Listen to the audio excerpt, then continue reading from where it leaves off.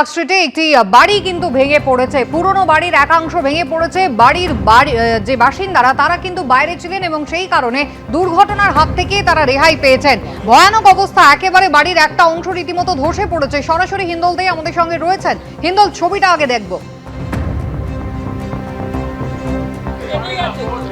একেবারেই তোমাকে বলে রাখি যে আজ সকালবেলা কিন্তু আচমকাই পার্ক স্ট্রিট থানার অন্তর্গত ইলিয়াট লেন, যেটা 27 নম্বর ইলিয়াট লেন, সেই পুরনো একটি বাড়ি, দোতলা বাড়ি, সেই দোতলা বাড়ির একাংশ কিন্তু হুড়মুড়িয়ে ভেঙে পড়ে। ক্যামেরা পার্সন অভিজিৎ দাসকে বলবো সেই ছবিটা দেখাতে। তুমি দেখতেই পাচ্ছ বাড়ির অবস্থা কিন্তু ভগ্নপ্রায় এবং প্রচুর পুরনো এই বাড়ি। সেই বাড়ির যে একেবারে ছাদের ওপরের যে অংশ, সেই অংশটা কিন্তু বেশ খানিকটা বাইরের দিকে বার করা ছিল এবং এই বাড়িটির স্ট্রাকচার যেমন যে ভেতরে ঢোকার পর বেশ খানিকটা অংশ সেটা কিন্তু উঠোন মতো রয়েছে এবং সেই উঠোনকে ঘিরেই চারিদিকে ঘর রয়েছে। সেরকমই একটি বাড়ির একাংশ ছাদের ওপর থেকে আচমকাই হুড়মুড়িয়ে ভেঙে পড়ে এবং প্রসঙ্গত বলে রাখি যেই সময় বাড়ির অংশটা ভেঙে পড়ে সেই সময় বাইরে এই যে ফাঁকা জায়গাটা রয়েছে সেখানে কিন্তু কেউ ছিলেন না এবং তখনই কিন্তু এই বাড়ির অংশটা ভেঙে পড়ার কারণে বড়সড় বিপদ ঘটেনি। আমাদের সঙ্গে রয়েছেন এখানকারই বাসিন্দা তানভীরের সঙ্গে সরাসরি কথা বলে নেব। তানভীরদা, এই যে গোটা ঘটনাটা এটা কখন ঘটে এবং কিভাবে হলো আপনি? অ্যারাউন্ড 6:30, এটা 6:30-তে হয়েছে। ওই সময় আমি জাস্ট আমরা রোজকার মতন টুলু পাম্প নিয়ে আমরা জল নিই, এখান থেকে কর্পোরেশনের কল থেকে জল নিই।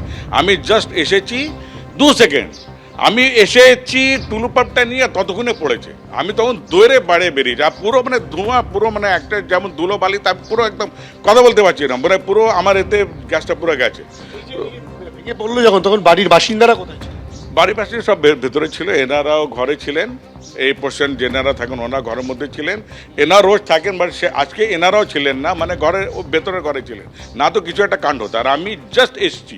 এটা কি কারণে হলো বলে মনে করছি? এটা দেখেন, এমনি তো এটা পুরাতন বাড়ি, এটা 150 বছরের মতন এটা হয়ে গেছে।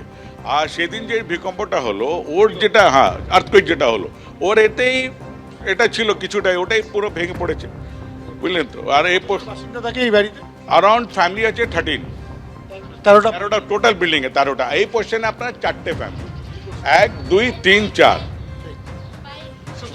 বুঝতেই পারছো যে তাদের বক্তব্য যে পুরনো বাড়ি তো বটেই, পাশাপাশি গত কয়েকদিন আগে যে ভূমিকম্প হয়ে গেল কলকাতায়, সেই ভূমিকম্পের জেরে কিন্তু বাড়ির হাল অনেকটাই খারাপ হয়ে যায়।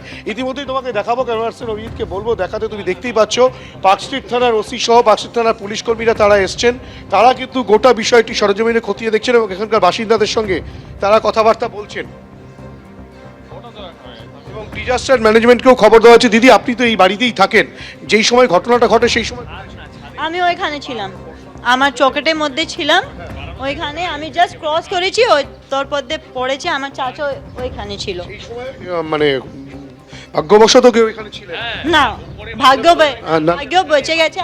আমার দাদা বাইকটা নুকসান হয়েছে, আমি বেঁচে গেছি, আমার চাচা বেঁচে গেছে। সুতরাং কলকাতা পুরসভার এই যে পুরনো বাড়ি, যে কলকাতা পুরসভা এলাকায় পুরনো এই যে বাড়ি, সেই বাড়ি কিন্তু ভেঙে ফেলার ফলে স্বাভাবিকভাবে একটা আতঙ্ক তৈরি হয়েছে। যদিও বড়সড় কোনো দুর্ঘটনা ঘটে যায়নি, কেননা বাড়ির যে 4 জন পরিবারের বাসিন্দারা এই অংশে থাকেন, মোট 13 জন বাসিন্দা রয়েছেন এই বাড়িতে এবং যে অংশে ভেঙে পড়েছে সেই অংশের বাসিন্দারা কিন্তু সে সময় ঘরে ছিলেন, কেউ বা বাইরে ছিলেন। একটি বাইক রাখা ছিল, সেই বাইকটি ক্ষতিগ্রস্ত হয়ে গেছে। না, এখানে পড়ছে, পথরটা এখানে পড়ছে।